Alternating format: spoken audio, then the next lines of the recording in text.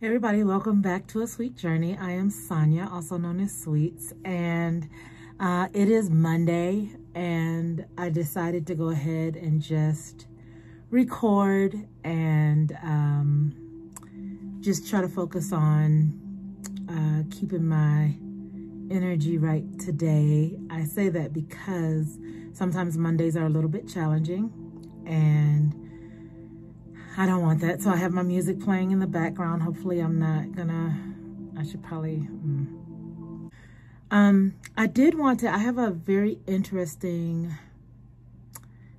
I learned something really interesting today. Yesterday I was looking for YouTubers who have effective wash day routines. And I came across this one young lady. Her name is Joelle, or Joy L. And when I saw her, I thought, this is interesting. She kind of reminded me of Angela Davis a little bit. Very light complexioned, really, and her voice is very particular, you know. And so I didn't think I was like, yeah, you know, let me go find somebody else. But I decided to watch her. And I feel like I learned something really valuable. I watched several of her videos, and then I subscribed, and then I left a message because in one of her videos, she talked about life kind of being in her shoes, which is very different than life being in mine. I think the major difference is she experienced life as a biracial female who is very light complexioned. However, she has like full on 4C hair. And I experienced life as an African-American, darker complexioned female with probably maybe 4A or B hair, but it didn't necessarily matter at all. The hair type didn't matter as it related to my experiences. I think just the fact that I was a darker complexioned African-American female, that's all that really mattered.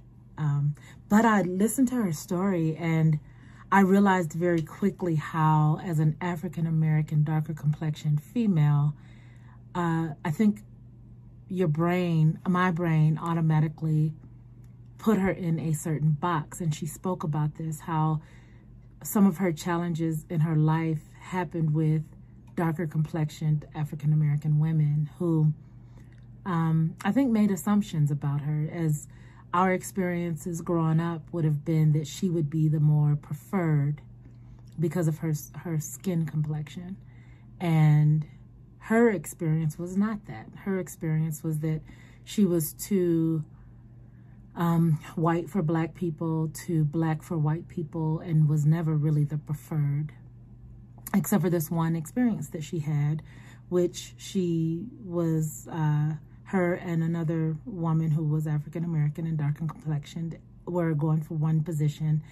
And the interviewer pretty much was telling her that she got the job because the other person came off as angry, and she did not see that, but then that was her introduction to what that experience might feel like. And so my eyes were open today, and I thought, man, that's different. It's, I had never considered what life felt like inside of a light complexioned female's life who wasn't preferred. Like, it blew my mind. So I was intrigued by it. And so I'm watching another video right now, actually. I just decided to take a break and to talk about it because I thought, man, that's interesting.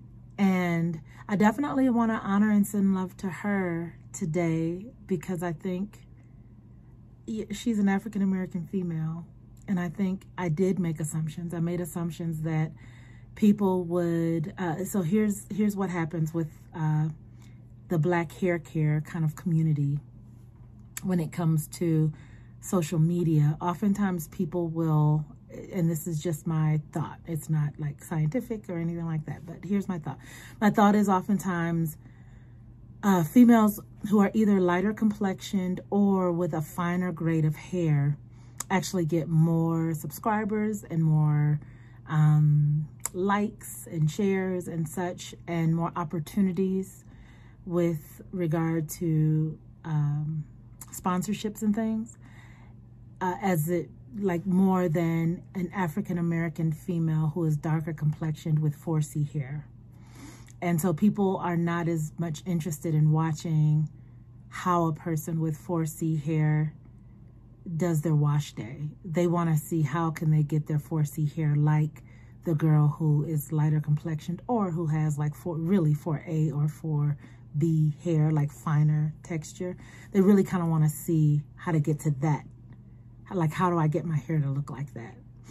And so I made that assumption when I saw her. I thought, well, she probably has a lot of subscribers. She's light complexion. She's like, you know, she's pretty, and people are going to go for her because of that. Because that is the way.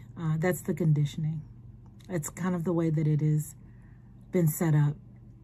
But really, I think the thing that is phenomenal about her is that she does have 4C hair. She has very thick, very coarse and kinky African-American hair.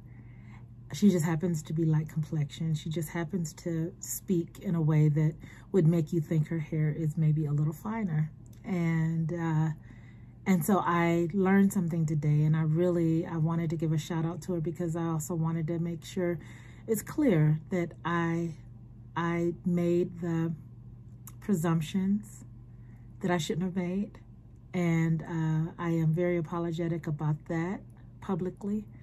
And I want to give a shout out to you for the work that you're doing, because I think it's awesome. And I do have friends who have mixed children or biracial children, and they don't know what to do with their hair. I had somebody approach me in a grocery store one day asking me about how to do the kids' hair that she had adopted, and she had no idea what to do. And I took her over and introduced her to the fact that this very small section of the grocery store is what you have access to if you don't go to like a black hair store or, you know, some other place. But this is it. This is kind of what, and when you are here, look at these products primarily, because they are made by African Americans, and they're made for specifically like African American hair. And then just talk to her a little bit about just the different textures and things like that. And, you know, so